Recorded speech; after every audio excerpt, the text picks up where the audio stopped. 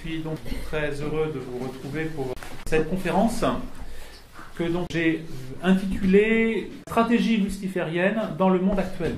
C'est un sujet qui peut faire peur, évidemment, parce que là on entre dans le monde du démon, si on veut, mais c'est un sujet qui est capital pour justement ne pas nous laisser prendre par les pièges de l'adversaire, parce qu'il ne faut pas sous-estimer l'action du démon.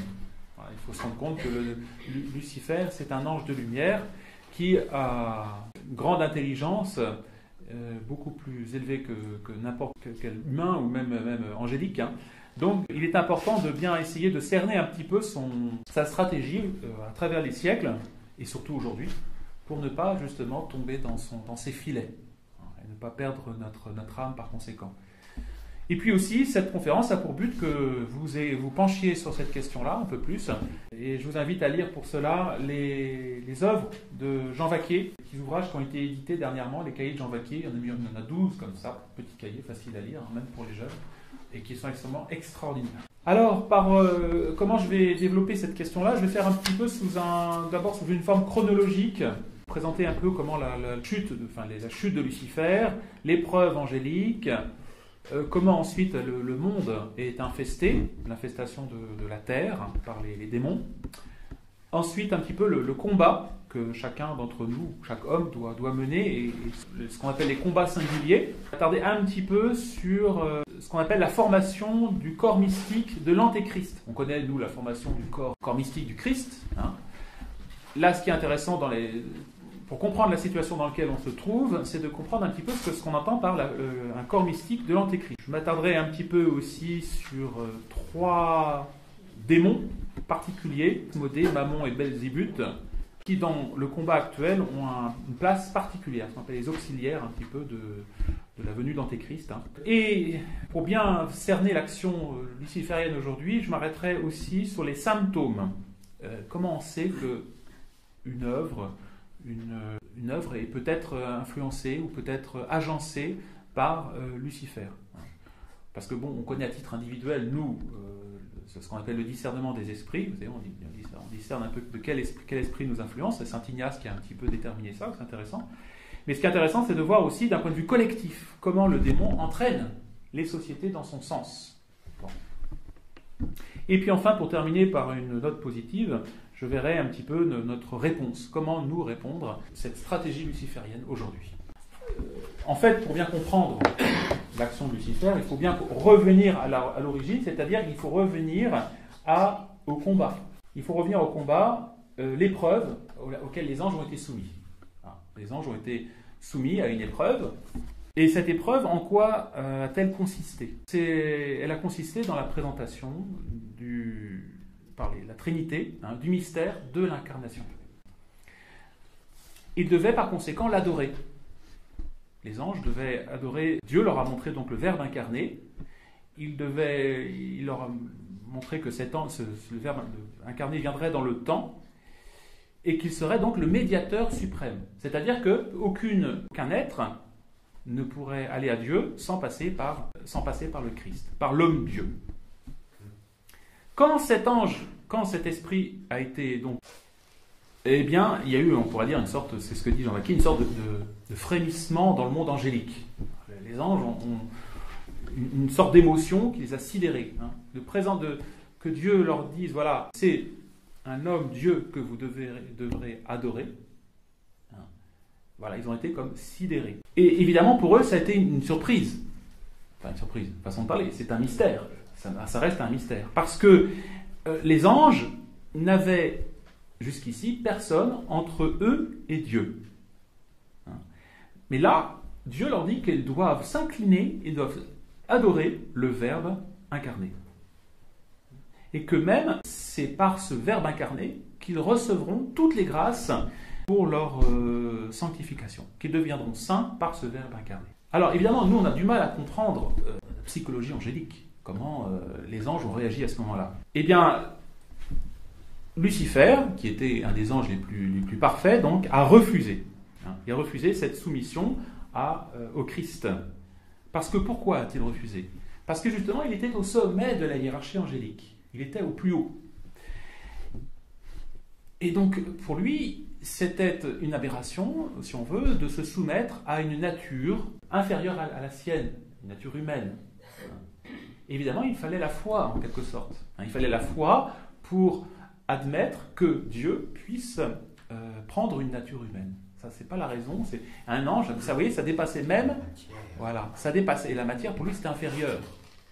Mais là, ce que Dieu leur demandait, c'était un acte de foi. Et c'est qu'on vous disait tout à l'heure que l'islam, pour moi, pour tous ceux qui refusent le Christ, c'est une religion luciférienne parce que justement, elle refuse d'incliner l'intelligence à des vérités qui dépassent ses sens. Donc, il va refuser de dépendre de l'homme-dieu. Donc, la raison d'être maintenant de Lucifer, alors et après il a entraîné bien sûr tous les anges à sa suite, parce que les anges, Lucifer avait une autorité sur le monde angélique, et donc Lucifer a entraîné à sa suite toutes sortes d'anges. Et la raison d'être maintenant de Lucifer, si on veut sa vie, ce qu'il veut faire, c'est le non serviam. Je n'obéirai pas. Autrement dit, je ne me soumettrai pas à Jésus-Christ. Je refuse ce monde surnaturel. Voilà donc l'épreuve angélique.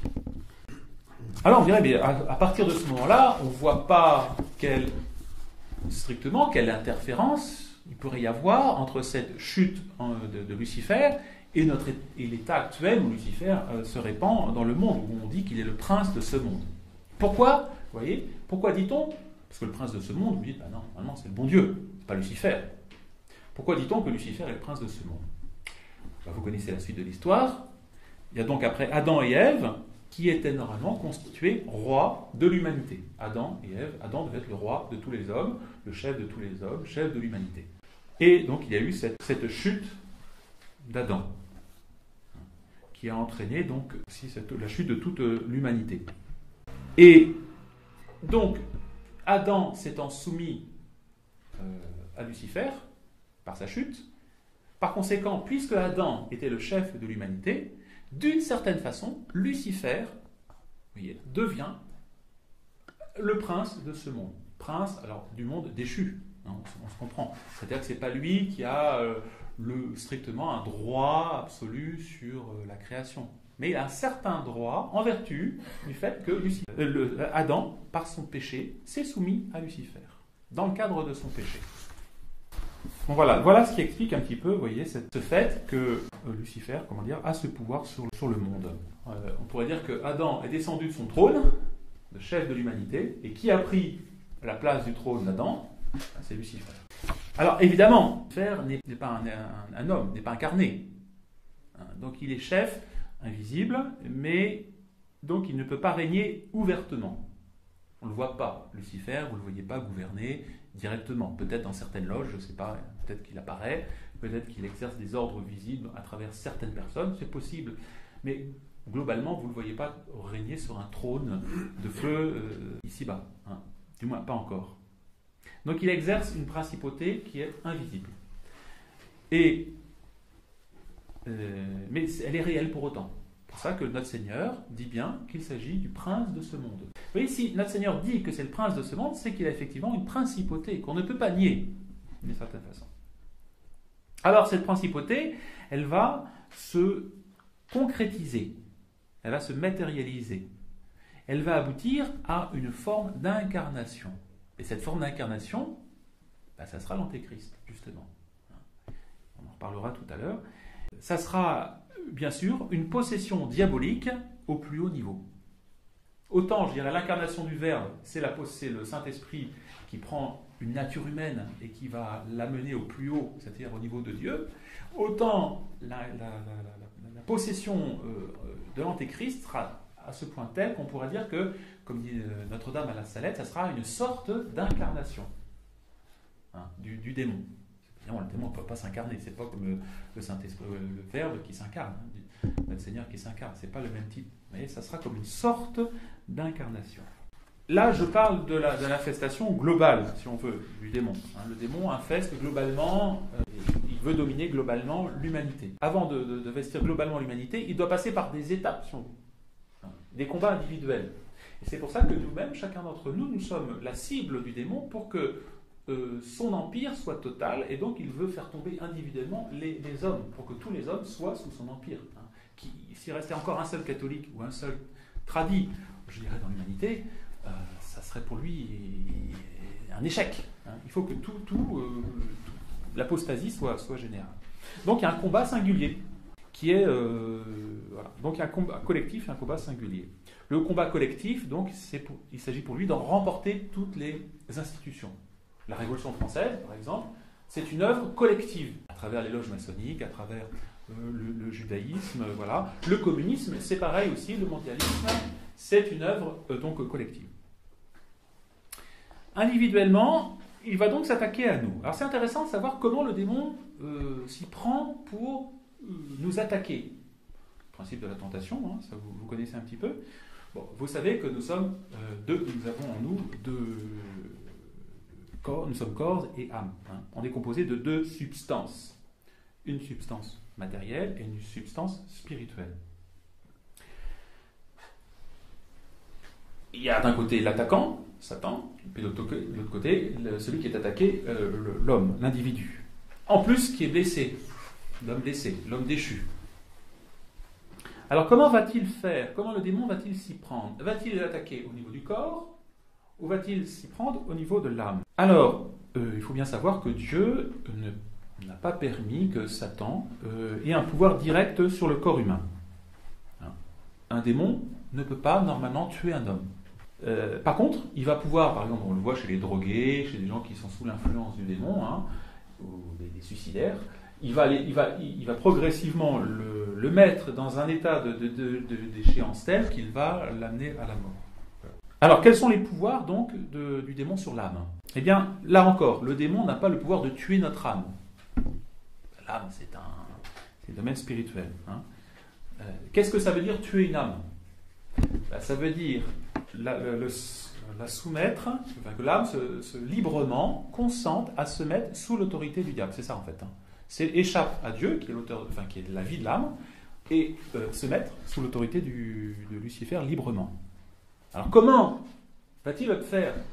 Parce que si le démon vous apparaît et tu te soumets à moi, il va dire non, on va peut-être me soumettre à un être aussi pervers, aussi méchant. Et pourtant, on va dire, mais tous les hommes aujourd'hui acceptent bon an mal an de se remettre sous l'autorité de Lucifer. Comment a-t-il réussi? Puisque il faut que c'est un acte libre. Comment va-t-il obtenir le consentement? C'est très simple. Il va attaquer dans une zone de fragilité de l'homme qu'on appelle l'imagination. Monseigneur Lefebvre, Williamson en parle souvent de la fantasia, l'imagination, l'imaginaire. Il va s'y prendre là. C'est là la zone intermédiaire. Vous savez que nos sens captent les choses sensibles, et ensuite, ces choses sensibles, donc l'odorat, le goût, la vue, tout ça, surtout la vue, eh bien, ça va former en nous des images. Et à partir de ces images, l'esprit va concevoir des concepts, l'intelligence. Voyez. Donc il y a une zone intermédiaire entre nos sens et notre intelligence, c'est l'imagination. Très important l'imagination. Vous comprendrez pourquoi aujourd'hui que le monde imaginaire, il faut que ça soit à tout prix entre les mains de Lucifer. Les images en général, hein, la télévision, les médias, et lui il est très content d'avoir ça entre les mains. Parce que ayant l'image entre les mains, il va pouvoir plus facilement amener l'homme à librement adhérer à ce qu'il veut. Donc il va faire intensifier les images sensorielles, les rendre. C'est ce qu'il a fait avec Adam. Il a rendu, avec Ève, il a rendu la pomme beaucoup plus appétissante. Elle était peut-être belle, la pomme, hein, mais il l'a rendue vraiment. Il a dit, mais tu vois, avec ça, vous aurez la vie éternelle, vous aurez la connaissance. Il a fait miroiter des choses extraordinaires. Donc il a fait marcher quoi? Son imaginaire, elle était là. Elle imaginait des choses magnifiques, vous voyez. Intensifier donc les images. Et qu'est-ce qui va se passer à ce moment-là? Quand on intensifie une image, vous voyez, vous avez une image très forte, un gâteau. Qu'est-ce qui va se passer? La passion. Ah, j'aimerais ce gâteau. Cette pomme, elle est belle. J'aimerais bien la manger, cette pomme. Vous voyez? Eh bien, il va intensifier pour que la passion puisse entraîner ensuite la volonté. Faire abdiquer la volonté. Pour que la volonté dise, craque.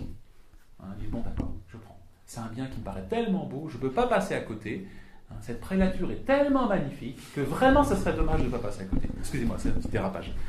Bon. Alors, il n'y a pas. Donc, quand je parle des passions, nous, on pense tout de suite à la passion charnelle, tout ce qui est du 6e ou du 9e commandement. Mais c'est tous les passions. Hein. C'est tout ce qui peut. Les pouvoirs, l'argent, l'honneur, etc. Hein. Donc, le démon va tout faire pour appuyer sur les passions, pour les dérégler. C'est d'autant plus facile que déjà, on a le péché originel. Et donc, c'est sur cette zone que le démon, cette zone de fragilité, que le démon va agir et va combattre les âmes. Voilà, donc ça, c'est bien important de le comprendre. Alors, le refuge intérieur de chaque homme, c'est la partie supérieure de l'âme, c'est là où Dieu réside seul. Hein. C'est ce qu'on appelle le libre arbitre. C'est là, oui, on se dit, je donne à Dieu ou je me donne à autre chose. C'est le libre arbitre. Et donc le combat individuel va consister à ce que ce libre arbitre va se donner ou non à Dieu ou à autre chose. Hein. En soi, vous voyez, le fort interne, il est imprenable. Le démon ne peut pas y arriver. Et vous voyez, il va intensifier, il va donner des coups de boutoir pour finir, pour que l'âme craque. Alors quand je dis passion, ça peut être aussi la peur. Hein. Ouais, on finit par céder parce qu'on se dit, bah oui, on va perdre nos avantages, on va perdre ceci, on va perdre cela. Donc on finit par céder au démon. Voilà. Alors, ensuite, que va-t-il se passer une fois que l'âme est investie par Lucifer? Eh bien, on va arriver dans une phase encore plus dangereuse. C'est ce qu'on appelle la malice de l'esprit. Hein, ce qu'on voit chez les modernistes. On dit pourquoi les modernistes arrivent à dire qu'autrefois, oui, la tradition c'était bien, puis aujourd'hui il faut évoluer. Ça s'appelle une malice de l'esprit. Le Concile de Trente dit ceci. Cette passion appartient à la partie supérieure de l'âme. Elles sont d'autant plus dangereuses et plus criminelles que la raison et l'esprit sont au-dessus de la nature et des sens. Et cette malice de l'esprit, elle va toucher spécialement les gens plus intelligents, qui vont justifier, c'est ce que je disais tout à l'heure, justifier même le péché, qui vont justifier un ordre antinaturel. Les philosophes, les mauvais philosophes, les mauvais penseurs, les modernistes, ce sont des pervers. Quand vous lisez, ce sont des pervers, ils sont pervertis de l'esprit. Hein. Il y a ceux qui sont pervertis des mœurs, qui pratiquent la luxure, hein, et puis il y a ceux qui sont pervertis de l'esprit. Quel est le plus grave entre les deux? C'est les pervers de l'esprit. Les professeurs d'université qui enseignent, vous voyez, n'importe quoi, aujourd'hui. Beaucoup plus dangereux que des livres mauvais, enfin des livres ou des mauvaises images. Beaucoup plus. Parce que c'est la perversion de l'esprit. Voilà. Donc ce sont ceux, tous les initiés, tous ceux qui sont dans les loges maçonniques, qui considèrent même, vous voyez, par exemple, l'athéisme ou l'indifférentisme, la liberté de ne pas avoir de religion, comme une vertu. Vous voyez. Nous, on dit c'est un péché. L'athéisme, c'est un péché grave, c'est le plus grave des péchés. Eux, ils vont considérer ça comme au contraire. Alors, voilà, donc ces combats individuels, ils sont nécessaires. Celui qui combat dans la carrière ne sera couronné qu'après avoir légitimement combattu. On doit combattre pour aller au ciel. Bon, pour nous, c'est nécessaire. Et pensez bien que ces combats individuels, ils ont un grand poids dans l'évolution du monde. Une âme qui chute,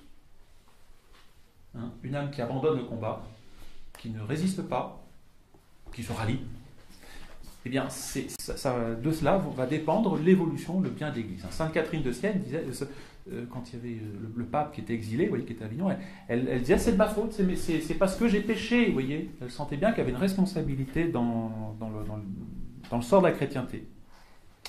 Voilà. Du succès et des échecs dépendent les droits du démon à venir infester les institutions temporelles et spirituelles. Une âme qui s'élève élève le monde, et on peut dire une âme qui déchoit fait déchoir le monde. Si Paul VI, si 1 Jean 23 n'avait pas fait ce qu'ils avaient fait, on n'en serait pas là. Une âme qui chute entraîne à sa suite. Et inversement, s'il y avait des victoires individuelles, si nous, tous les jours, on gagnait contre le péché, on résistait à ces infestations diaboliques individuellement, eh bien, Lucifer, l'antéchrist, ne pourrait pas venir. Cette invasion collective, collective du démon, elle n'est pas... elle a une finalité. Hein, c'est ce que je disais tout à l'heure. Il y a le corps mystique du Christ. Et d'une certaine façon, il y a aussi la formation du corps mystique de l'Antéchrist. Et ça, c'est depuis, vous voyez, quand Adam et Ève ont fauté, Dieu a en quelque sorte annoncé qu'il y aurait deux postérités.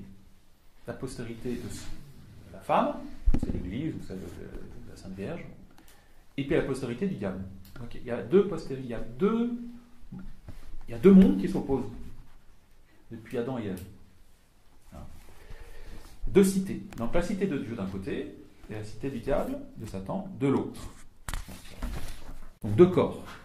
Et ça, c'est les papes l'ont dit, hein. C'est pas quelque chose d'une invention. Hein. Léon XIII dit ceci: depuis que, par la jalousie du démon, le genre humain s'est misérablement séparé de Dieu, auquel il était redevable de son appel à l'existence et des dons surnaturels, il s'est partagé en deux camps ennemis, lequel ne cesse pas de combattre. L'un pour la vérité et pour la vertu, et l'autre pour tout ce qui est contraire à la vertu et la vérité. Donc vous êtes dans un camp ou dans un autre. Dans un camp ou dans un autre. Il n'y a pas de... Non, je suis entre les deux, ou je tue, je sais pas, je suis le troisième camp. Non, il n'y a pas de troisième camp. Alors, ce sont deux corps. On peut dire, d'une certaine façon, que ces deux corps se comportent comme deux jumeaux inversés, dont l'humanité est porteuse et qu'elle va enfanter. Alors, le chef de deux corps. Qui est le chef des élus? C'est notre Seigneur Jésus-Christ. Qui sera le chef des années, de postérité? Ça sera l'Antéchrist. Ce qui est très intéressant, dans les naissances, quand vous naissez, enfin, pour les enfants, quand ils naissent toujours la tête, enfin, normalement, une naissance normale, hein, c'est la tête qui arrive le premier. Hein. Le Christ est la tête du corps mystique des élus, c'est lui la tête qui va constituer ensuite le corps. Et c'est l'inverse pour l'Antéchrist. L'Antéchrist, il naît avec les jambes, c'est-à-dire c'est d'abord les membres qui apparaissent et la tête en dernier, c'est-à-dire la fin des temps. Hein, à la fin des temps. D'une certaine façon, il y en a un qui se présente bien, il y a un enfant qui se présente bien, et un autre qui se présente mal, qu'on voit chez les animaux. Voilà. Donc ce sont deux frères ennemis. Le Christ d'un côté et l'Antéchrist de l'autre. Je voulais aussi un petit peu vous parler d'un autre aspect, ce sont les chefs, les anges qui organisent ce combat. Parce qu'on ne peut pas dire que c'est quelque chose qui arrive de façon absolument désorganisée, de façon hasardeuse. Hein. Non. Autant pour la formation du corps, du corps mystique du Christ, les choses se font de façon sage et de façon surnaturelle, de façon spirituelle, autant pour la formation du corps mystique de l'Antéchrist, on peut dire aussi il y a des intelligences à l'œuvre. Et pas des petites intelligences, hein, des grandes intelligences. Alors, ce qu'on appelle des auxiliaires. Donc le prince de ce monde, Lucifer, hein, je vous l'ai dit, hein, il se fait aider. Il n'est pas tout seul dans ce travail d'élaboration du corps, de son corps mystique. Alors, c'est une sainte Françoise Romaine, qui a eu beaucoup de visions sur justement l'action des démons. Elle a un petit ouvrage, un petit traité qui s'appelle Traité de l'enfer. Alors, c'est pas, attention, hein, c'est pas quelque chose auquel on doit donner foi, mais qui n'a jamais été, en tout cas, qui a toujours été approuvé par l'Église, en tout cas. Hein. Et Sainte Françoise Romaine, elle est sainte, donc ses ouvrages sont tout à fait dignes de louange. Alors voilà ce qu'elle dit. Lors de la chute des mauvais anges, un tiers resta dans les airs, un tiers resta sur la terre, et le dernier tiers tomba jusque dans l'enfer. Cette différence provient de la différence de la faute commise. Lucifer est le monarque des enfers, mais monarque enchaîné et plus malheureux que tous les autres. Il a sous lui donc 3 princes auxquels tous les esprits infernaux, divisés en 3 corps, sont assujettis par la volonté de Dieu. Donc il y a un certain ordre dans le monde luciférien. Donc le premier de ces princes, il s'appelle Asmodée. Alors Asmodée, c'était un chérubin. Bon. Il préside les péchés déshonnêtes, tous les péchés de luxure, les péchés de la chair. Le deuxième, c'est Mammon. C'était un trône. Il est le démon de l'argent. Alors ça tombe bien, c'est aujourd'hui, on a eu vous voyez, nul ne peut servir de maître, ou Mammon, ou Dieu. Ben oui, Mammon, c'est un démon. Hein, mais le démon de l'argent. Et alors notre Seigneur, justement, lui oppose à cela, vous avez entendu, hein, la confiance en la providence. L'argent n'est pas Dieu. Qui est Dieu, pour nous, c'est Dieu. Tout obéit à l'argent, disent les matérialistes, mais on dit non, tout obéit au bon Dieu. Donc Mammon, c'était un trône, c'est le démon de l'argent. Et le dernier, alors, un très intéressant, celui-là, c'est Belzébuth. Alors lui, il appartenait au cœur des dominations. Attention, il appartenait, c'est-à-dire qu'il n'a pas perdu les qualités. Les anges n'ont pas perdu, mais les archanges, non, ils sont déchus, mais ils n'ont pas perdu leur qualité naturelle. Parce que les dons de Dieu sont sans repentance. Ce qui a été donné aux anges, leur qualité intellectuelle, ne leur est pas retiré avec le péché. Et au contraire, ils vont utiliser le péché, ils vont utiliser leur science, leur qualité pour le mal. Et donc lui, qu'est-ce qu'il fait Belzébuth? C'est quoi son boulot? C'est de l'idolâtrie. C'est lui qui va en quelque sorte créer toutes les fausses religions. On pourrait dire même le communisme moderne, hein, c'est lui qui en est le père. Alors que dit sainte Françoise Romaine? Ces trois chefs, ainsi que Lucifer, ne sortent jamais de leur prison. Seulement lorsque Dieu le leur permet, ils dépluent sur la terre des légions de démons subordonnés. Les démons subordonnés de l'enfer sont classés dans l'abîme selon l'ordre hiérarchique, les chérubins, séraphins, etc. On trouve ces mêmes hiérarchies parmi les démons qui habitent la terre et les airs, mais n'ont pas point de chef et vivent dans une espèce d'égalité. Ce sont eux qui font du mal aux hommes et par ce moyen diminuent leur confiance en la providence et leur font murmurer contre la volonté de Dieu. Les démons qui vivent sur la terre se concertent et s'échappent et s'aident mutuellement à perdre les âmes. Le seul moyen d'échapper à ce complot infernal serait de se relever promptement de la première chute. Et c'est précisément ce qu'on ne fait pas. Rien ne paralyse mieux les efforts des démons et ne leur cause de plus grands supplices que de prononcer le saint nom de Jésus. Alors, ce qui est très intéressant, dire oui, c'est une révélation privée, mais elle est confirmée par une autre révélation, celle de la Salette. La Salette, la petite Mélanie, parle des conseils des trois ministres entourant et secondant Lucifer. Alors, évidemment, il y a, bien sûr, après, sur Terre, des complicités. Parce que s'il n'y avait que les anges, l'action luciférienne n'aurait pas autant d'influence sur nous. Hein. Il faut forcément des hommes qui soient des intermédiaires. Donc il y a des complicités. Donc les philosophes, des poètes, des fondateurs de religion, un Mahomet, un Luther. On voit bien le dialogue entre le diable et Luther. Des congrégations initiatiques, c'est-à-dire des loges maçonniques. Et évidemment, son peuple chéri. Je parlais des piétons de la mer Rouge. C'est des dynasties de rois qui lui sont dévoués. On pourrait dire même des États entiers. Des nations entières qui sont plus particulièrement dévouées à l'action démoniaque, à l'action luciférienne. Donc, comment appelle-t-on ce collectif? Eh bien, on parle de la bête. C'est l'Apocalypse qui parle de la bête, c'est-à-dire cet ensemble de personnes, d'institutions, d'actions, qui vont matérialiser le corps mystique de l'Antéchrist, qui vont lui donner une assise terrestre, si on veut. Cet ensemble ne va pas se former en un jour. Il ramène des avancées de recul. On parlait de la Révolution française, par exemple, c'est une avancée importante pour l'enfer. Mais après, il y a quand même un petit recul. Au XIXe siècle, il y aura quand même des choses, des congrégations, des missionnaires qui vont se répandre dans le monde entier. Voilà, donc ça, je ne vais pas avancer, recul. Quand l'Apocalypse parle, par exemple, vous voyez, de la grande Babylone, elle parle de la bête avec 7 têtes et 10 cornes, ça symbolise justement la puissance matérielle de ce corps mystique. Les cornes, c'est le symbole de la puissance gouvernementale.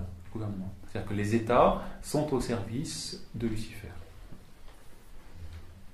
Et les 10 cornes que tu as vues sont 10 rois qui n'ont pas encore reçu la royauté, mais qui recevront un pouvoir du roi pour une heure avec la bête. Ceux-ci ont un seul et même dessein, et ils mettent au service de la bête leur puissance et l'autorité. Bon, on peut dire que Macron, peut dire qu'il est au service de la bête. Je pense pas, c'est pas faire injure, et il serait presque flatté d'entendre ça. Bon. C'est une horreur absolue, mais enfin c'est une vérité. Alors, on en arrive justement, il y a des avancées, des reculs.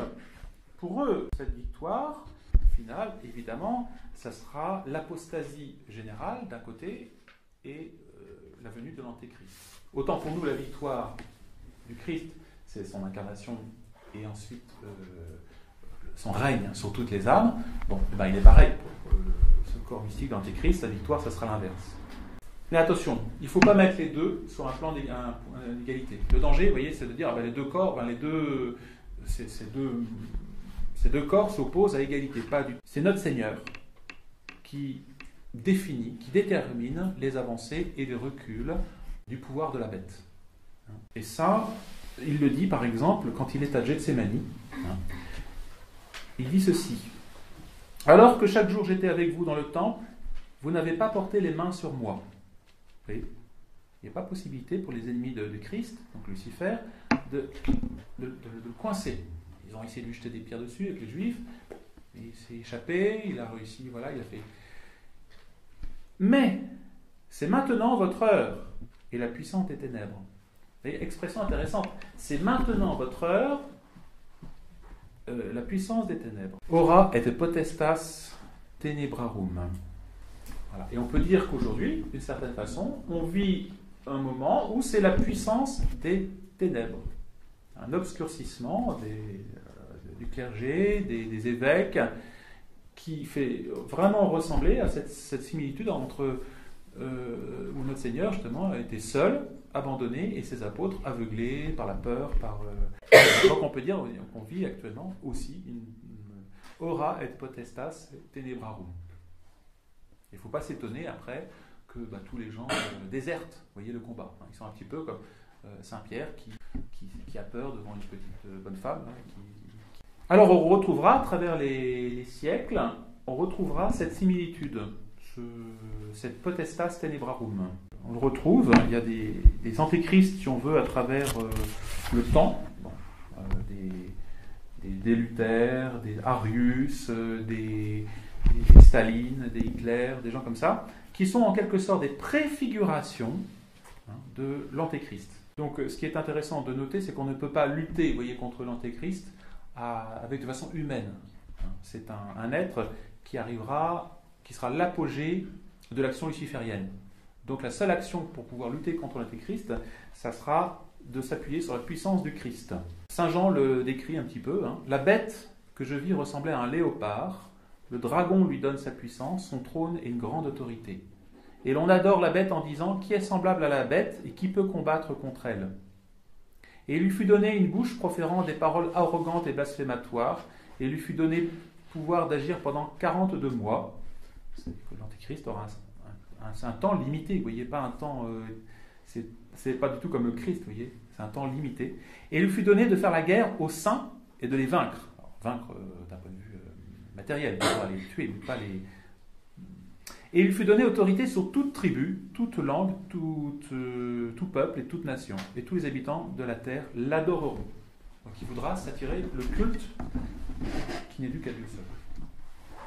Bon, mais il sera exterminé par notre Seigneur lui-même, qu'il exterminera par le souffle de sa bouche et l'anéantira par l'éclat de son événement. Ce sera la fin des temps. Voilà. À la Salette, Notre-Dame dit ceci: voici le temps, l'abîme s'ouvre, voici le roi des rois des ténèbres, voici la bête avec ses sujets, se disant le sauveur du monde. Il s'élèvera avec orgueil dans les airs pour aller jusqu'au ciel. Donc il essaiera d'imiter le Christ. Il sera étouffé par le souffle de Saint Michel Archange. Voilà. Alors, ce qui nous intéresse aussi, juste un petit peu, c'est les symptômes. Comment peut-on discerner l'action luciférienne d'un point de vue collectif? Comment sait-on qu'une œuvre, une institution est sous l'action de Lucifer?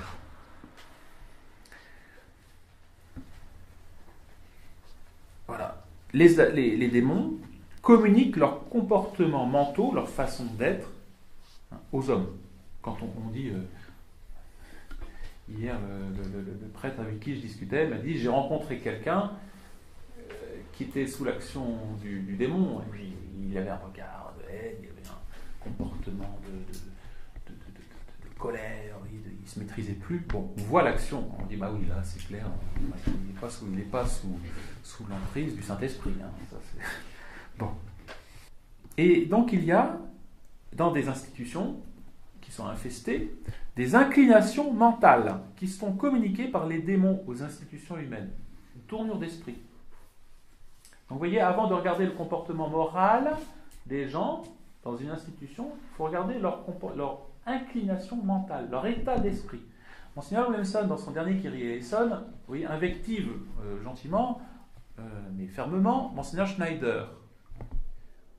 Il lui dit, vous voulez éliminer du concile ce qui est mauvais. Soit, mais le concile, c'est avant tout un esprit, un état d'esprit. Et souvent, vous savez, les gens s'arrêtent sur un détail. Oui, mais ça, c'est pas bon. Non, regardons l'état d'esprit. Quel est l'état d'esprit de cette société? Voilà, donc il y a des symptômes qui permettent de dire, oui, cette institution, elle est sous une influence démoniaque. Alors, cette influence démoniaque, je ne pense pas que vous soyez dans des loges maçonniques ou des associations, voilà, à mon avis. Mais pour ceux qui ont pu s'en sortir et de se convertir de ce milieu-là, bon, il y a un état d'esprit, là, clairement. On pourrait dire que c'est l'impulsion qui est donnée ensuite dans les autres institutions. Le démon n'y apparaît pas forcément. Il n'est pas forcément présent. Mais il va donner une inclination. Dans ces loges initiatiques, ou dans ces institutions infestées, ce qui va se passer, c'est qu'il va y avoir une coopération entre le démon et les hommes. Les hommes vont, peut-être inconsciemment, mais coopérer d'une certaine façon à l'action démoniaque. Et c'est pour ça qu'on est étonné, on s'est dit, mais comment se fait-il qu'il y ait une logique dans la subversion depuis 2 siècles? Parce que ça vient des hommes. Non, parce qu'un homme, il vit 20 ans, 30 ans, 40 ans. Et lui, après, il sait plus, il arrête. Donc, s'il y a une logique, c'est qu'il y a un esprit supérieur qui anime les hommes qui sont dans ces institutions pour leur donner une continuité. Et évidemment, cette action du démon à l'intérieur de ces hommes va s'extérioriser. Alors, comment va-t-elle se voir? Je vous ai dit, le démon ignore la grâce. Ça, c'est un signe du démon. C'est-à-dire qu'ils prétendent, eux, être directement face à face avec Dieu. Ils ont refusé le Verbe. Ils refusent le Christ. Il n'y a pas d'intermédiaire entre eux et Dieu. Et en vertu de leur puissance angélique, ils arrivent à Dieu lui-même. Par leur propre nature. De cet état d'esprit angélique, démoniaque, va naître ce qu'on appelle le naturalisme. Le naturalisme. C'est-à-dire que par la nature même, j'arrive à Dieu. Je n'ai pas besoin de la religion, je n'ai pas besoin de la révélation, je n'ai pas besoin de ceci, cela. Par la propre gnose. Voilà. La gnose, c'est-à-dire que c'est une connaissance initiatique qui va nous permettre d'arriver directement à Dieu. J'apprends certaines choses, des choses, et par cette connaissance, je suis uni à Dieu. Dernièrement, j'étais en contact avec une personne qui se prétend gnostique, et elle disait, moi, je n'ai pas besoin de la religion, je suis moi-même, j'arrive par moi-même à Dieu. Alors, une certaine connaissance de Dieu, un peu vague, mais nous, au contraire, on sait bien que pour arriver à Dieu, on est une nature déchue. Pour arriver à l'état de gloire, eh bien, on est obligé de passer par notre Seigneur Jésus-Christ, par la croix de notre Seigneur, par son sang, par les sacrements, etc. Et ainsi, nous pourrons être renouvelés. Eux, ils disent, non, nous pouvons être régénérés par la simple connaissance, par la propre force. Donc ça, c'est très important. Donc le naturalisme des démons est un signe qu'une société, quand une société refuse, vous voyez, la grâce, refuse notre Seigneur Jésus-Christ, vous pouvez dire, c'est une société qui est déjà infestée. Autre caractéristique du démon, de son état d'esprit, c'est qu'il a conservé une certaine audience, c'est-à-dire qu'il peut communiquer auprès de Dieu dans certaines conditions. Je ne sais pas si vous connaissez dans le livre de Job, Satan s'entretient avec Dieu pour tenter Job. Et Dieu lui accorde. C'est un privilège que donc sa nature angélique a conservé. Et donc il peut s'approcher du trône de Dieu pour réclamer l'exercice des droits qu'il acquiert sur l'homme chaque fois qu'il les fait succomber. Pouvoir sur les hommes qu'il fait tomber. Et bien, c'est pour ça qu'il a réclamé les apôtres pour les cribler comme le froment. Ainsi, Lucifer manifeste son théisme. Vous voyez, Satan n'est pas athée. Eh bien, c'est très important aujourd'hui dans le monde dans lequel on vit. On dit non, mais c'est bon. Nous, on est avec vous, on est Dieu. On n'est pas contre les matérialistes, on est contre les matérialistes, les gens qui ne croient pas que Dieu. On est théiste, comme la société américaine. Elle est théiste. On jure sur Dieu. Ça ne veut rien dire. Les démons aussi pourraient le faire. C'est Voltaire. Et c'est ce sur quoi, d'ailleurs, vous voyez, repose aussi donc, l'œcuménisme. On a ce point commun. C'est Dieu. Alors, c'est intéressant parce que la dernière réunion œcuménique, ils ont même accueilli des athées sous prétexte que les athées ont une certaine conception de Dieu aussi. C'est très grave, parce que c'est une mentalité qui pénètre facilement, même chez les chrétiens qui se veulent philosophes. Dire, moi je suis philosophe, donc ça me suffit. On croit en Dieu et ça suffit. Nul ne va au Père, rappelez ça, nul ne va au Père que par moi. Il y a aussi un autre signe d'infestation ou de contamination luciférienne, c'est que le démon sait souffler le vent de discorde. Si il sait unir les ennemis entre eux par certains moments, c'est qu'il veut ensuite un combat important. Quand deux gens, d'ennemis qu'ils étaient, devinrent amis. Vous voyez, pourquoi ? Pour être contre le Christ. Caïphe, Pilate, d'ennemis qu'ils étaient, devinrent amis. Pourquoi ? Contre le Christ. C'est ce que nous disait au séminaire un professeur. Méfiez-vous quand, à la sortie d'une paroisse, deux ennemis s'entretiennent entre eux. C'est sûrement contre vous. C'est pas faux. Si on le voit donc signifier, c'est pour ça. Il agit ainsi pour des petites choses et des grandes choses. Donc il veut parvenir donc, au règne universel. Il va jeter donc les uns contre les autres les grands empires qui pourraient dépendre tous de lui. Donc il va lancer la croix gammée, il va lancer la faucille et le marteau, l'étoile rouge plutôt, les Yankees, etc. Pour éliminer progressivement. Pour arriver, et le champion de ces épreuves éliminatoires exercera l'hégémonie universelle. Donc, il va créer des conflits, vous voyez, exprès pour pouvoir éliminer progressivement tous les opposants. Donc là, c'est un signe. Une infestation, une institution, une nation sera luciférienne, vous voyez, quand elle voudra avoir une certaine hégémonie mondiale, puis elle sera éliminée par une autre, etc. On voit la chrétienté, d'ailleurs c'est tout l'inverse. Chaque nation gardait sa place. Le pape, il disait, j'en arrive à la stratégie la plus redoutable, celle qu'il utilise actuellement, si on veut. C'est le pluralisme et le syncrétisme. Donc, Lucifer n'a qu'un objectif, donc c'est cette guerre totale et complète contre le Verbe incarné.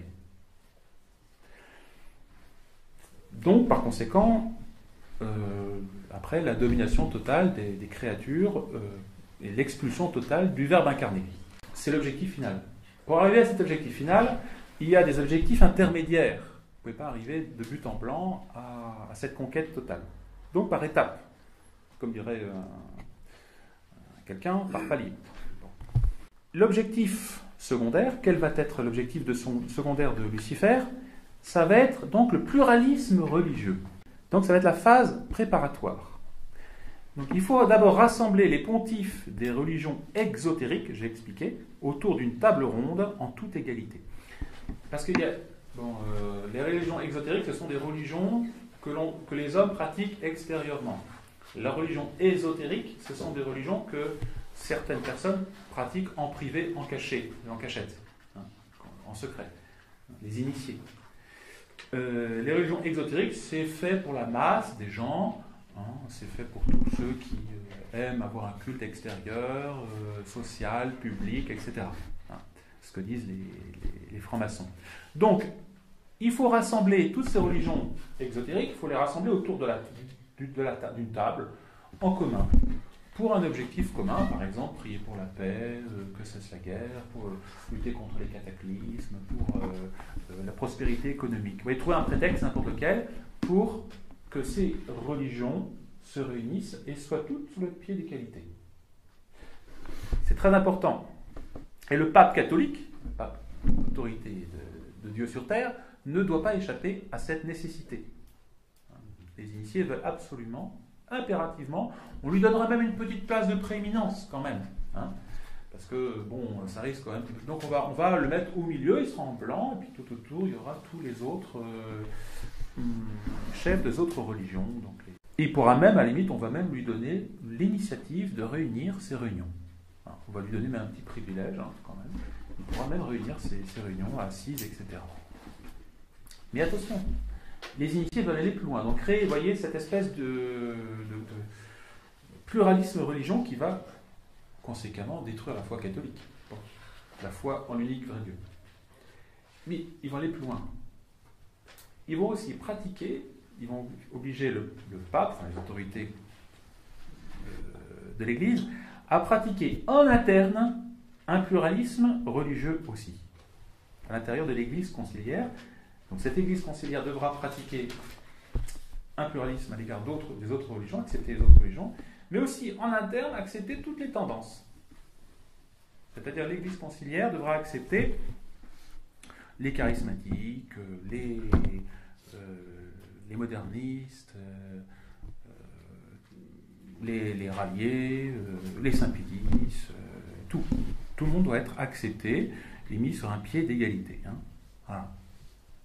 Et même encouragé à l'intérieur. On dit, mais non, ici on a besoin de vous dans l'Église, dans cette Église, on a besoin de la tradition catholique. Hein. C'est Schneider qui dit, il y en a vraiment.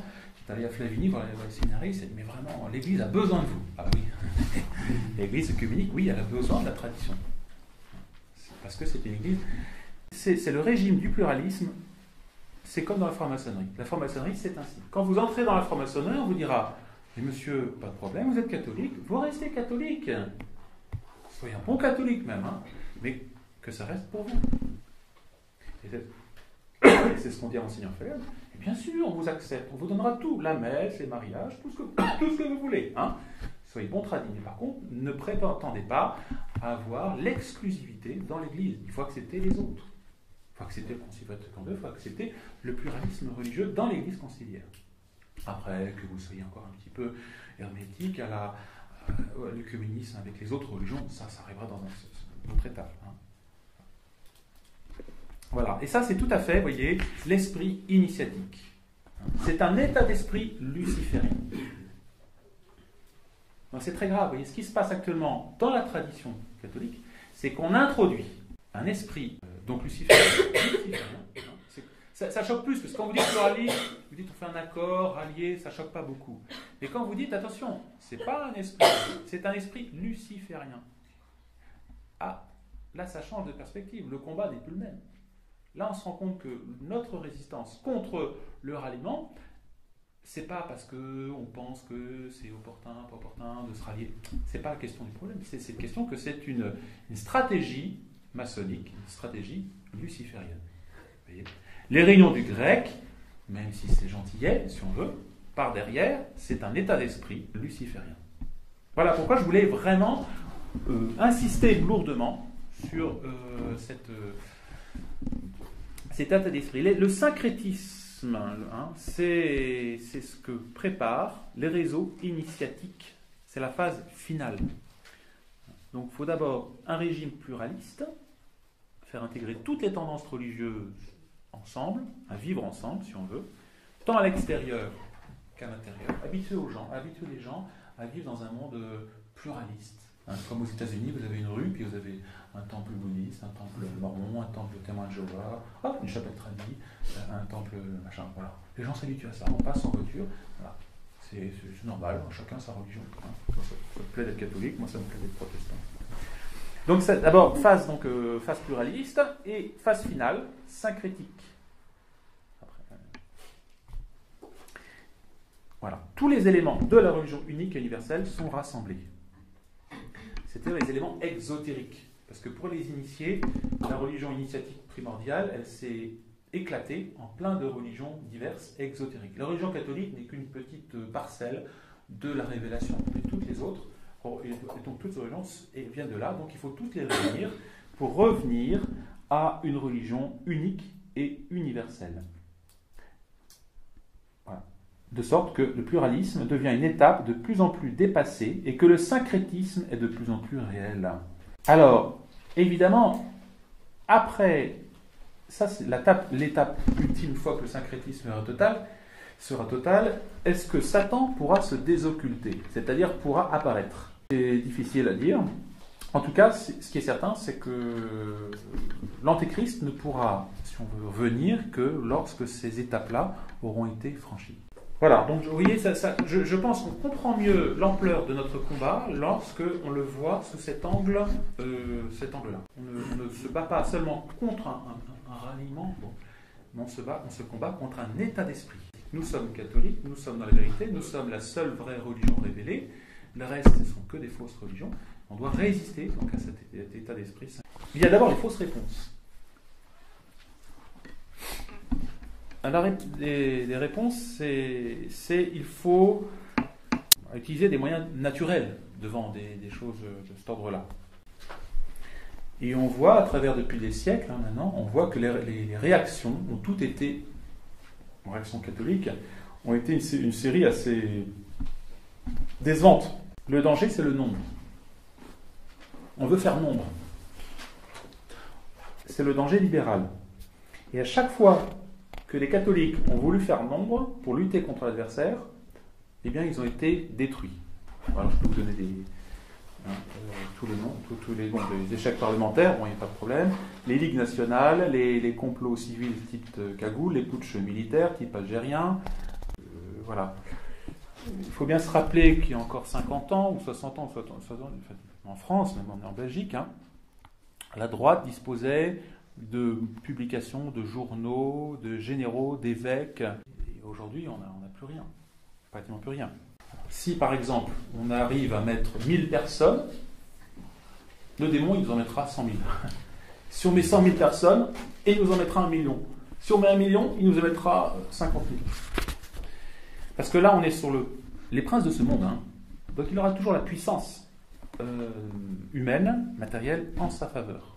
Ça, c'est important, il n'en a pas compris encore. Donc, Jean Vaquier dit « Les appels à des manifestations de masse sont des procédés chers aux démocrates et au mouvement humain. C'est plutôt mettre Dieu contre soi que de faire appel au nombre. » Vous pensez évidemment dans l'Ancien Testament à Gédéon. Gédéon était avec 32 000 hommes, et il ne va en garder que 300. 300, et en face, ils étaient 120 000. Il y a déjà 32 000, on dit, oh là là, ça va être chaud là. 32 000, non, c'est trop, 300. Il en a pris que 300. Alors pourquoi le bon Dieu ne veut-il pas le nombre dans les circonstances actuelles? Pourquoi on est si peu nombreux? Et la tentation, c'est de dire, oui, il faudrait qu'on soit un peu plus nombreux. Ça ne veut pas dire qu'il ne faut pas être apôtre, et il ne faut pas... mais parce que ceux qui conservent la foi dans le nombre négligeraient la confiance en Dieu. C'est Dieu qui est tout-puissant, c'est pas nous. Qu'est-ce que c'est que 1000 hommes devant Dieu? C'est rien, c'est de la poussière. Qu'est-ce que c'est qu'1 milliard d'hommes devant Dieu? C'est de la poussière. Donc si on a foi dans le nombre, on est des démocrates, et donc on n'a pas confiance en Dieu. Qui nous sauvera de la colossale machination qui se prépare contre les derniers restes de l'Église et de la chrétienté, si ce n'est le Seigneur puissant et miséricordieux? Donc et c'est ce que Notre-Dame à Fatima nous fait comprendre. Elle nous dit qu'il n'y a pas d'autre solution que le cœur immaculé de Marie, Dieu. Voilà. Jean Vaquier dit ceci: il faut cependant garder l'esprit apostolique et prosélyte afin de maintenir le petit nombre. Il faut être prosélyte. Parce que et je pense que si on fait d'apostolat, si on ne fait pas d'apostolat, oui, on est perdu.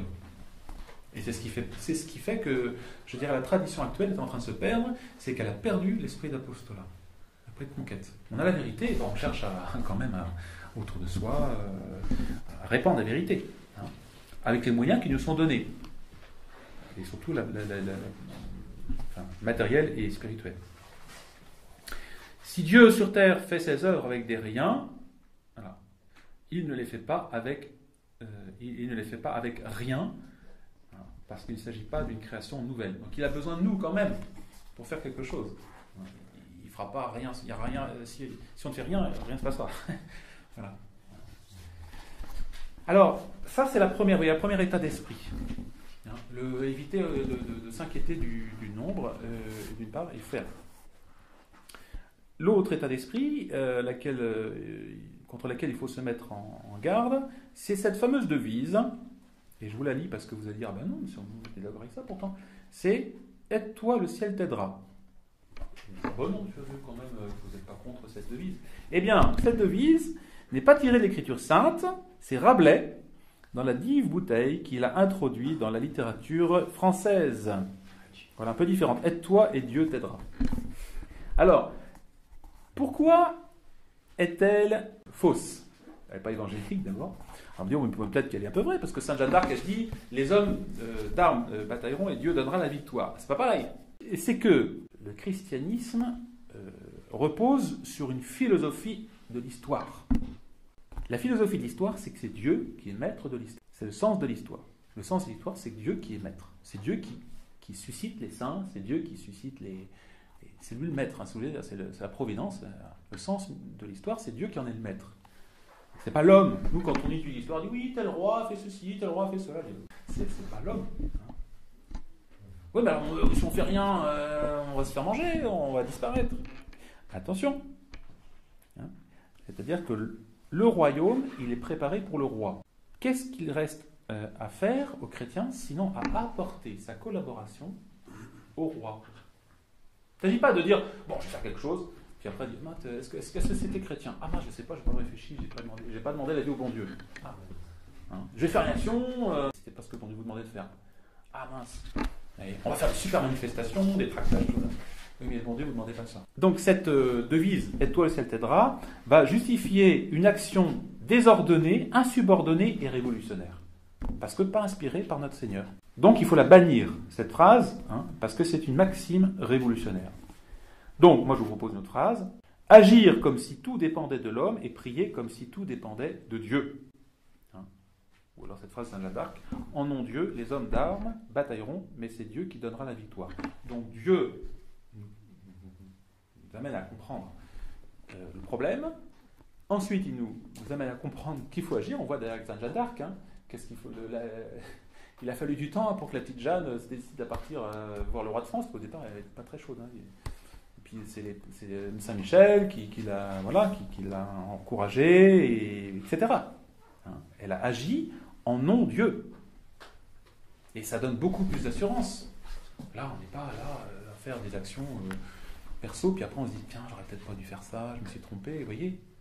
La certitude de notre vie, elle repose sur la volonté divine. Les militants traditionalistes, précisément parce qu'ils seront un jour appelés à l'action, doivent se persuader que nous devons suivre la grâce et non la précéder. Ça, c'est la devise de Monseigneur Lefebvre. On doit suivre la grâce et non pas la précéder. Notre vie, c'est faire la volonté de Dieu. Quand le matin, on dit, mon Dieu, quelle est votre volonté aujourd'hui? Qu'est-ce que je vais faire pour vous? Mon boulot, mon travail, ma prière, voilà, je vais faire votre volonté. Hein. Bon, le problème, oui, moi je veux faire la volonté de Dieu. Comment connaître la volonté de Dieu?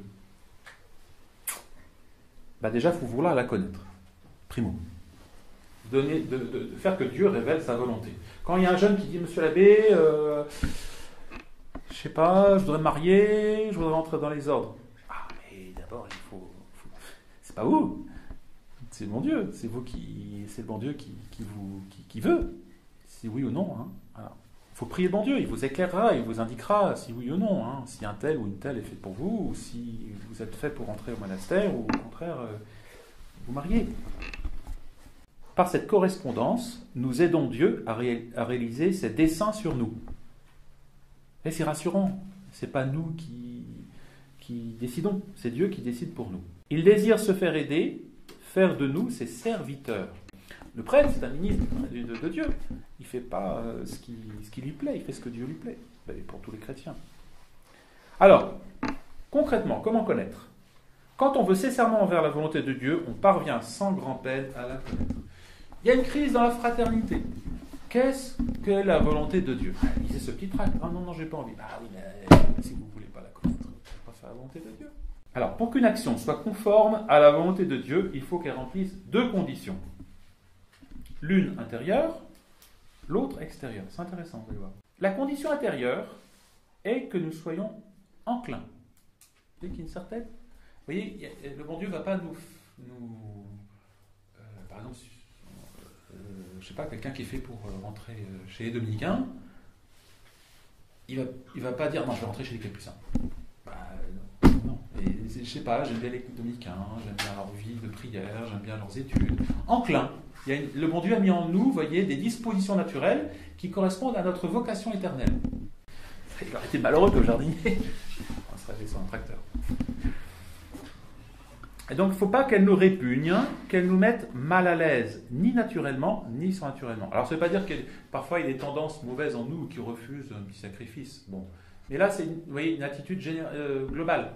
Il faut qu'elle corresponde à nos compétences normales. Vous voyez, il ne faut pas que ça soit dépasse complètement nos moyens. Il faut qu'une vocation corresponde à ce qu'on est. Il ne faut pas qu'elle constitue pour nous une extravagance. On voit chez Monseigneur Lefebvre, vous voyez, ce charisme qu'il a eu à réagir, ça paraissait naturel. On dit, mais oui, on a l'impression que depuis toujours, il a été le chef de la réaction catholique. Et chez Monseigneur Lemson, c'est un peu pareil, on a l'impression qu'il n'a pas besoin de se forcer pour dire des vérités qui nous éclairent. Hein.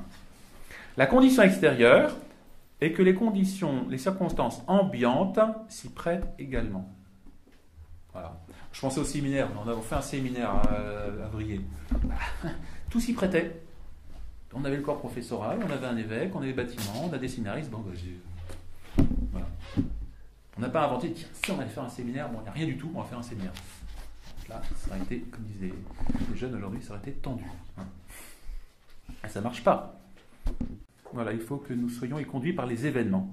Monseigneur Lefebvre a été conduit au sacre. Et nous sommes conduits aujourd'hui à réagir par les événements. Vous voyez, on voit les choses qui s'amènent, qui s'avancent. Naturellement, on dit, bon, voilà, on prend nos distances avec ce qui se passe dans la fraternité. Quand ces deux conditions, intérieures et extérieures, sont réunies, c'est que le Saint-Esprit nous guide vers cette entreprise. Mais si elles ne le sont pas, nous sommes dans l'activisme, l'agitation, le propre esprit. Dans les cas de crise, quand tout est en effervescence autour de nous, l'activisme nous guette et nous devons faire très attention à ne pas nous laisser entraîner. Donc, pour cela, recourons habituellement aux aides dont Dieu nous entoure, nos saints patrons, nos anges gardiens. Si nous œuvrons en union constante avec eux, ils nous feront produire les fruits de leur esprit. Voilà, donc c'est ce que Jean Vaquier appelle aider le ciel. Voilà. Et c'est rassurant parce que se dire notre œuvre n'est pas la nôtre, mais c'est l'œuvre de Jésus-Christ à laquelle nous voulons collaborer. Et ce qui est consolant, c'est que petit à petit, au début peut-être qu'il y a toujours une part d'effort, bien sûr, dans les œuvres de Dieu, mais ensuite c'est conforté par des certitudes intellectuelles. Et quand on suit la voie que Monseigneur Lefebvre nous a indiquée, on se rend compte que c'est une voie qui est apaisante. Et on échappe ainsi à l'influence luciférienne.